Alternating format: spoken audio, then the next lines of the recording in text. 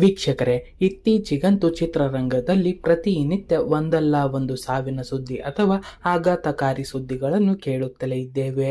ಮೊನ್ನೆ ಅಷ್ಟೇ ಹಿರಿಯ ನಟ ಶಿವಣ್ಣ ಅವರು ಕ್ಯಾನ್ಸರ್ಗೆ ಚಿಕಿತ್ಸೆ ಪಡೆಯಲು ವಿದೇಶಕ್ಕೆ ತೆರಳಿದ್ದಾರೆ.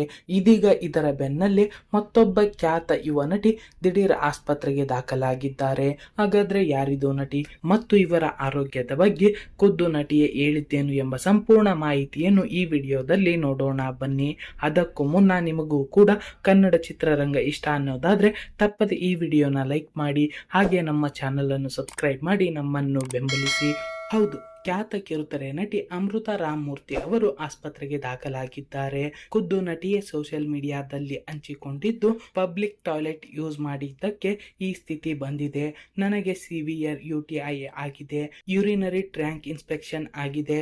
ನೀವು ಕೂಡ ಪಬ್ಲಿಕ್ ಟಾಯ್ಲೆಟ್ ಯೂಸ್ ಮಾಡುವ ಮುಂಚೆ ಸ್ವಲ್ಪ ಜಾಗರೂಕರಾಗಿರಿ ಎಂದು ಜನರಿಗೆ ಎಚ್ಚರಿಸಿದ್ದಾರೆ. ಈ ರೀತಿ ಪಬ್ಲಿಕ್ ಟಾಯ್ಲೆಟ್ ಯೂಸ್ ಮಾಡಿ ಆಸ್ಪತ್ರೆಗೆ ದಾಖಲಾಗಿರುವ ನಟಿ ಬೇಗ ಗುಣಮುಖರಾಗಲಿ ಎಂದು ಗೆಟ್ ವೆಲ್ ಸೂನ್ ಎಂದು ಕಾಮೆಂಟ್ ಮಾಡಿ. ಧನ್ಯವಾದಗಳು.